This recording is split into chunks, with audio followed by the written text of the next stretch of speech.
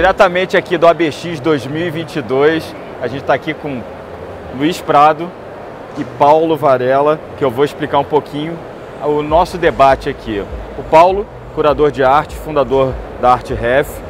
Luiz Prado, artista visual e autor do livro Arte sobre Rodas. Muito bem-vindos, obrigado aí por esse bate-papo. E a gente vai contar um pouquinho do projeto desse livro, mas antes eu queria já perguntar para o Paulo a importância da arte, né, no nosso contexto, ainda mais atual, né? Eu queria saber a importância da arte nos dias atuais. Olha, eu acho assim, as pessoas que acham que a arte não é importante, eu faço uma pergunta. Quando você vai para casa, o que você faz? Você fica olhando para uma parede branca, que em si já é uma forma de arte. A gente depende da arte em todos os meios, em todas as partes da nossa vida. Então, talvez as pessoas se questionem sobre a arte mais erudita. Mas a arte erudita é que nos ajuda a todos os outros tipos de arte. A arte erudita ajuda até na música da Anitta, por exemplo. Então a arte é fundamental para todos. E a arte está presente em tudo, né? Em absolutamente todos, na nossa roupa, até na forma que a gente corta o cabelo. E está presente nos carros também, né, Luiz? Sem dúvida. E daí nasceu, foi exatamente o livro. Foi através dessa brincadeira da necessidade da arte e tudo, que a Automotive Business ela trouxe esse grande desafio, que era mostrar os carros de uma linguagem mais artística, trazer um pouco dessa bagagem da arte. E eu acho que os carros, já praticamente com o design, com todo, né, essa questão que todo mundo tem sempre essa ligação com os carros, já era muito fácil. Mas o que a gente queria levar era um pouquinho além, era mostrar também um pouquinho como a arte podia entrar nesse contexto. E a gente falou de personalidades dos carros, né? A nossa produção desse livro, onde eu pude ajudar, a gente falou de cada carro, inclusive vocês falaram, olha, esse carro tem uma personalidade tal. E eu falei, mas isso aí é a cara desse artista. Exatamente. Então essa foi a conexão que a gente fez de uma arte mais erudita com a arte, ou um carro em si. Isso foi muito divertido, né? Você tocou num ponto interessante, Paulo, porque muita gente fala assim, carro não tem personalidade. Eu discordo, eu acho que carro tem personalidade. Cada carro, senão seriam todos iguais, né? E não é o caso. Mas ao mesmo tempo, né, é uma coisa muito louca você juntar arte, pinturas consagradas, como vocês vão ver no livro. São pinturas famosas, artistas famosos de várias épocas, vários movimentos artísticos, com carros que às vezes você pode achar que não tem conexão, mas tem, né, vô? Sem dúvida. O que eu achei também muito interessante do projeto, eu não conhecia, na verdade eu já imaginava o carro de outra forma, mas com esse projeto eu pude conhecer os colecionadores, que é um mundo completamente à parte. A gente acha que a gente tem a lembrança daquele carro, mas quando você está diante dele, tão conservado, novo, você entra, você sente o cheiro, você volta no tempo, aquilo te traz uma lembrança, é incrível assim. Então poder trabalhar não só com esses carros, né, e junto com a obra de arte, cara, foi o par perfeito, eu acho que não poderia ser diferente. E também, uma coisa que eu achei muito legal, foi você olhar os carros, eu tô falando do lado dos carros, como a gente era ousado, né, o setor você olha como já o Moto Machine, que é um carro que tem a janela de vidro, a porta de vidro, tira o capô, tira o teto, jamais isso existiu. E foi muito legal. Então a gente já era muito mais inovador, né? Isso que eu achei muito interessante. Que se confunde um pouco até com o movimento da arte, né? Você tem movimento de carros, de design de carros. Então você volta, quando você, no caso do livro, a gente faz essa correlação entre a arte e o carro, você volta no tempo e você começa a entender um pouco mais do que significa aquele carro para aquela época. Isso foi muito legal. E eu acho também que a aceitação da arte, eu acho que também foi uma coisa que a gente discutiu bastante. Muito de antigamente tinha muito nu, tinha muitos quadros retratam não violência, mas os combates. A realidade da época. A realidade da que hoje não cabia. Né? Olha como a gente também teve que fazer uma coisa mais amena, também que era muito. Tem umas coisas brutais, né? Que é legal isso, é uma. Como se diz, uma reflexão, sim, né? Sim, é verdade. O interessante desse projeto que você começou é que a gente não pode levar tudo tão a sério. As coisas podem ser brincadeiras. Então a gente fez uma brincadeira, o livro é uma grande brincadeira, onde você associa uma coisa que não está diretamente correlacionada, mas a gente pega o quê? Características semelhantes. E nessas características a gente junta os dois. Então você trabalhou na paleta de cores, para brincar na característica daquele quadro e trouxe aquele quadro para um carro. Isso foi muito divertido. E eu acho que também cabe muito aquilo que você sempre fala, que o explícito é a publicidade, o implícito é a arte. Então a gente deixa também um pouco para as pessoas também possam fazer essa conexão, né? Olhar, falar, eles vão entender também, falar, de qualquer forma cada um se conecta, né? E vai entender como conectar. E essa coisa divertida que você falou, essa coisa mais inusitada que a gente trabalhou desde o início, né?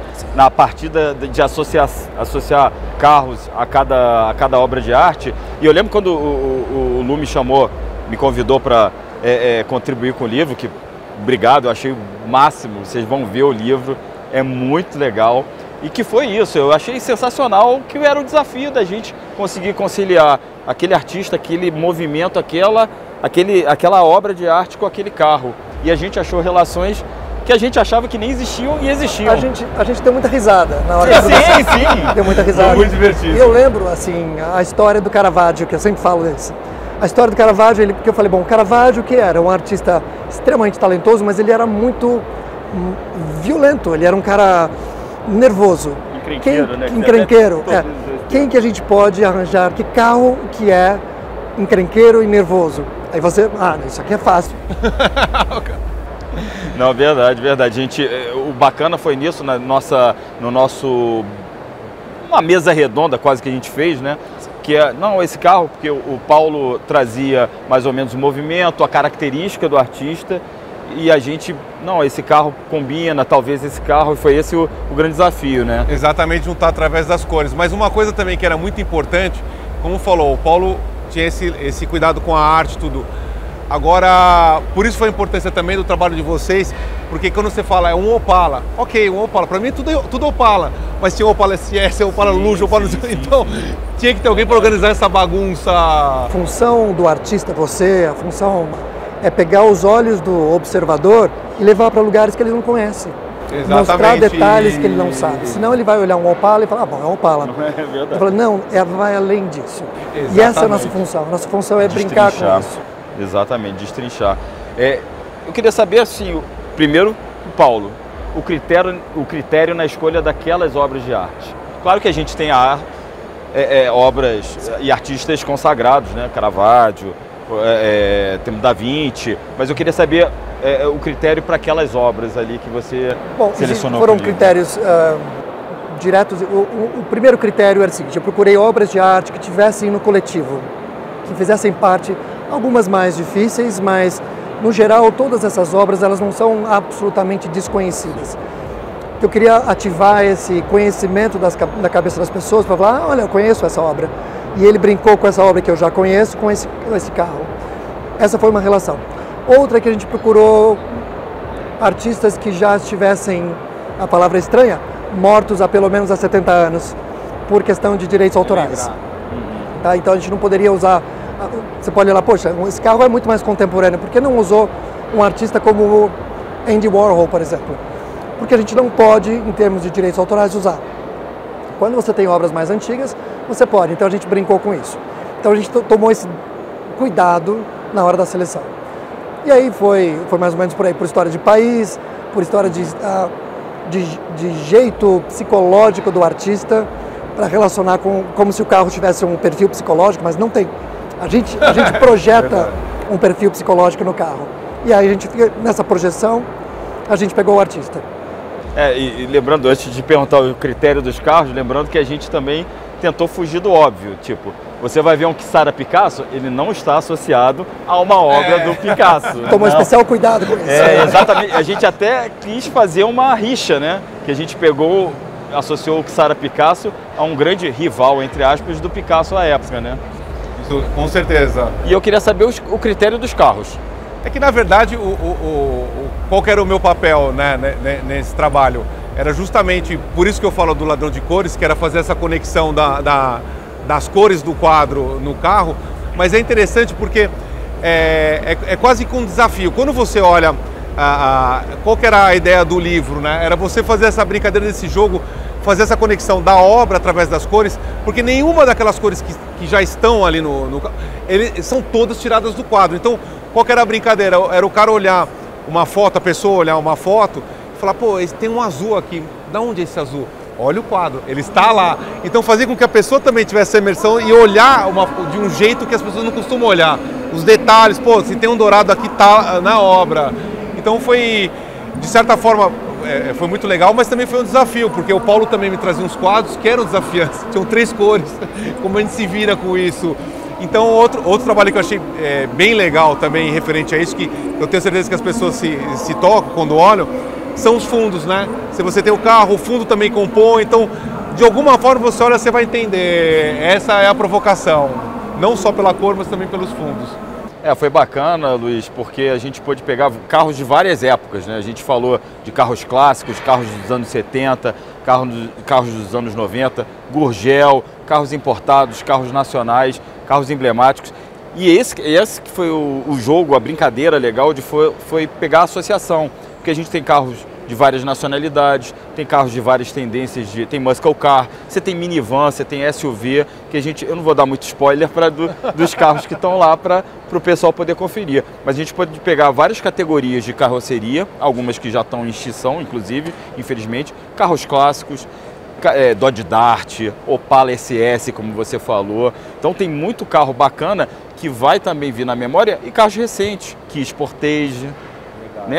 E o Kia Sportage, eu não estou falando do mais recente, estou falando dos primeiros que vieram para cá. Então isso é muito bacana, foi muito bacana a gente trabalhar esses carros. Eu relembrar vários carros que eu sempre, né, eu sou fissurado em carro desde que eu sou moleque, então rever aqueles carros e poder fazer essa brincadeira e ver ali no livro também o seu roubo de cores, foi sensacional, foi sensacional. E os carros são isso, a gente tentou pegar uma diversidade de carros, assim como a gente tentou, você pegou uma diversidade de obras, então acho que ali tem várias tendências de carro, várias linguagens de automóveis, várias fases da indústria automotiva, e o livro se confunde com isso, com a história da indústria automotiva brasileira. Eu achei muito legal, isso que eu senti desde o começo, é como a Automotive Business, ela foi aberta ao projeto. Por que eu falo isso? Porque muitos do que você estava falando me lembrou, muitos dos carros que não comercialmente não interessam, né? Assim, estão lá, que já fizeram parte da história. A gente foi como Lada, como Gurgel, como tem Puma, tem Miura, isso foi muito legal. Então não teve nada que tivesse um entrave comercial, alguma coisa que precisasse ser, como é que se diz, colocado ali. Isso é verdade. Agora, a gente está falando tanto do livro, fala do carro, do livro, da obra de arte, mas como é que a pessoa faz para ver o livro? Hoje a gente tem o portal artesobrerodas.arte.br, em que a gente tem todas as informações e lá dentro tem a galeria virtual. Essa galeria a gente fez para quê? Para que as pessoas pudessem visitar e depois podem também comprar. A gente fez uma série de 20 peças para cada carro. E eu vou passar para o Paulo, que ele pode falar um pouquinho mais a respeito dessa parte da arte. Agora na parte técnica, né? Técnica da arte. Exatamente. A galeria, acho que a gente pode até mostrar depois aqui nesse vídeo como é a galeria, mas você pode navegar dentro de todos os corredores da galeria, escolher um quadro, clicar em comprar e você vai ser levado a um laboratório. Esse laboratório de produção Fine Art, ele te dá opções. Ou você pode fazer a impressão em papel, com moldura ou metacrilato, que é uma técnica que fica muito bonita para essas fotos. E todo esse processo pode ser feito virtualmente, o que é muito legal. E ele recebe o quadro de prontinho, qualquer tamanho, recebe pronto. Qualquer tamanho pronto para pendurar em casa. Entrega em todo o Brasil. Entrega, inclusive na Índia, se for necessário. Em qualquer lugar. Tá a dica aí. Paulo, parabéns. Parabéns para você também. Parabéns. Mira, parabéns, obrigado, eu achei parabéns. Sensacional. Muito Paulo, obrigado. Muito obrigado também pelo convite, pela honra de me darem de fazer parte desse projeto, foi muito bacana e parabéns porque ficou belíssimo o trabalho e eu não estou aqui só rasgando elogio não, ficou realmente muito bacana. Muito legal, obrigado, espero que todos vocês gostem, vale a pena dar uma conferida.